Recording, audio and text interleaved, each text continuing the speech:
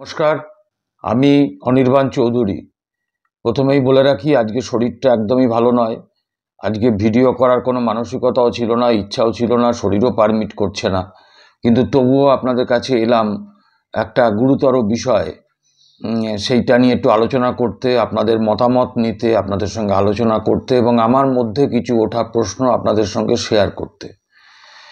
সেটা হলো, গৌরচন্দ্রিকা বেশি না করেই বলি যে গতকাল রাত্রির বেলা আমি বাড়িতে বসেই টিভিতে একটি নির্দিষ্ট চ্যানেলের টক শো দেখছিলাম। টক শোটা দেখতে দেখতে হঠাৎ করেই সেই যিনি সঞ্চালক ছিলেন তিনি বলছিলেন, তার কাছ থেকে শুনে আমি একটু আটকে উঠলাম যে আমাদের পশ্চিমবঙ্গের মুখ্যমন্ত্রী গুরুতরভাবে আহত হয়েছেন, তাকে হসপিটালে নিয়ে যাওয়া হচ্ছে এবং এটাও বলা হলো যে যতদূর খবর পাওয়া গেছে নাকি যে উনি সুব্রত মুখার্জি প্রয়াত মন্ত্রী একডালিয়ায় তার একটি মূর্তি উদ্বোধনের কথা ছিল, সে উদ্বোধন করে ফেরার পথে বাড়ি আসার সময় ওখানে এক রাস্তায় এক জায়গায় গাড়ির ব্রেক জোরে কষা হয় এবং যার ফলে মাথায় আহত উনি হন, রক্তাক্ত হন। কিছুক্ষণ পরেই আবার সেই সঞ্চালক বলেন যে না, খবরটা আমাদের কাছে যেটা এসেছে ফাইনালি সেটা হচ্ছে উনি বাড়িতেই আহত হয়েছেন, পা পিছলে পড়ে গিয়ে, এবং তাকে এসএসকেএম এর উডবান ওয়ার্ডে নিয়ে যাওয়া হয়েছে। সাংসদ অভিষেক বন্দ্যোপাধ্যায় তাকে সঙ্গে তার গাড়িতে করে নিয়ে গেছে। এখন প্রশ্নটা হলো যে ঘটনাটা যে ঘটেছে সেটা তো আমরা কেউ সামনে ছিলাম না, থাকাটা সম্ভবও নয়। তো সেখানে পিজির যিনি সুপারিনটেন্ডেন্ট মণিময় বন্দ্যোপাধ্যায়, তার একটা সেখানে বুলেটিন উনি পড়ছিলেন শুনলাম। তাতে উনি এক জায়গায় বলছেন, বিশেষ করে আপনাদের আমি শোনাচ্ছি সেটা একবার, যে পুশ ফ্রম বিহাইন্ড, অর্থাৎ পেছন থেকে ধাক্কা মারা হয়েছে।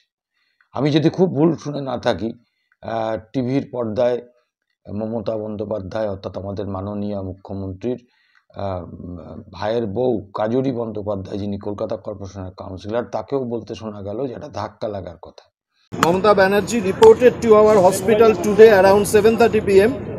with a history of fall within the vicinity of her home due to some push from behind.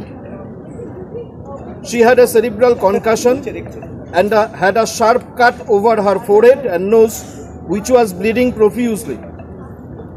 Initially, she was assessed by HOD Neurosurgery, HOD Medicine and cardiologist of our institute, and her vitals were stabilized. 3 stitches has been applied on forehead and 1 on nose, and required dressing was done. Investigations like ECG, echocardiogram, Doppler and CT scan etc. was done. তো এখন প্রশ্নটা হচ্ছে যে কে ধাক্কা মারলো, কেনই বা মারলো, এসব প্রশ্ন তো আছেই। এসব প্রশ্নটা আমাদের করাটা একেবারে অসঙ্গত নয়, কারণ আমরা পশ্চিমবঙ্গের মানুষ। আমাদের মুখ্যমন্ত্রী, তিনি যদি আহত হয়ে থাকেন তাহলে কিভাবে আহত হলেন, কেন আহত হলেন সে জানার অধিকার 100% আমাদের আছে। আমি মমতা বন্দ্যোপাধ্যায়ের মত এবং পথের পথিক নই, কিন্তু আমাদের মুখ্যমন্ত্রী, তার অসুস্থতা আমাদের হৃদয়কে খুব আহত করে। আমি ব্যক্তিগতভাবে এটা আশা করি যে আমাদের মুখ্যমন্ত্রী, মাননীয় মুখ্যমন্ত্রী মমতা বন্দ্যোপাধ্যায় দ্রুত সুস্থ হয়ে তার রাজনৈতিক এবং প্রশাসনিক জীবনে স্বাভাবিক ছন্দে আবার ফিরে আসুন।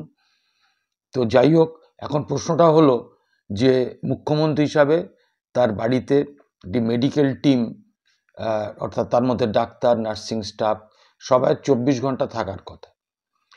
যখন উনি পড়ে গেলেন, রক্তাক্ত হলেন, দেখলাম কপালের মাঝখান থেকে ফেটে রক্তটা নাক বয়ে, গাল বয়ে, গলা অবধি নেমে এসেছে। এবং যখন এই রক্তাক্তটা হলেন, তখন এটা আমি প্রশ্ন করব না যে ওনার পার্সোনাল সিকিউরিটি কোথায় ছিল, কারণ ওটা একদম ঘরের মধ্যে কিছুটা তো পার্সোনাল ব্যাপার থাকে, সব জায়গায় তো আর সিকিউরিটি গার্ড থাকবে না, এটা আমি মেনেই নিলাম। সেখানে বাড়ির লোকজনই ছিল, কে কে ছিলেন আমি জানি না, তবে অভিষেক এসে পৌঁছেছিলেন এটুকু জানলাম সংবাদ মাধ্যমেই।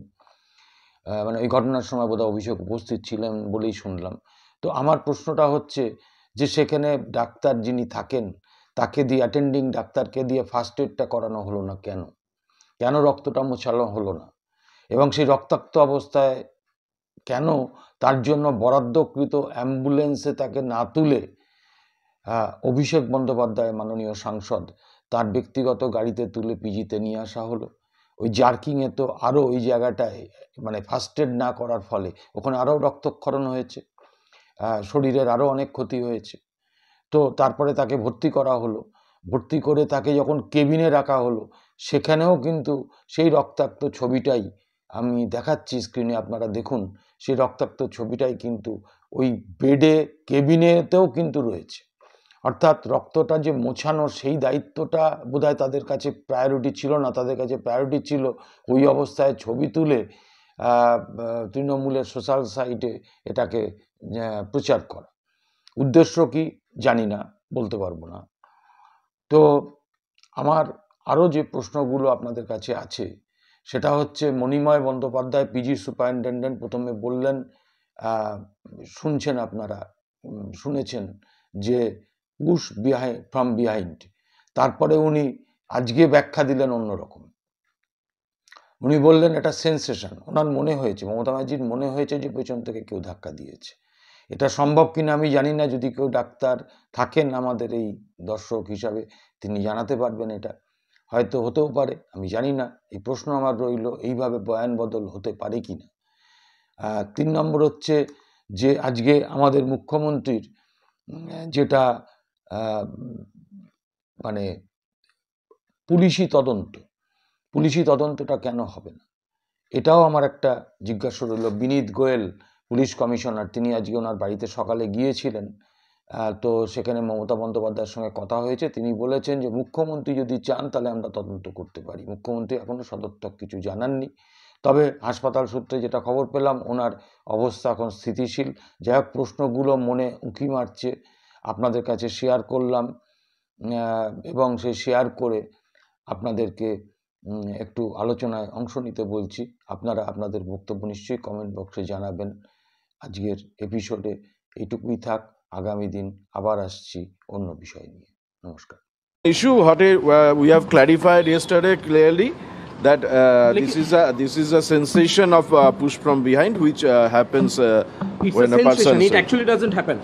That I cannot say because this is a sensation of pushing from behind. Maybe an interpretation which has been misinterpreted. I have clarified yesterday clearly that this is a sensation of pushing from behind which led to the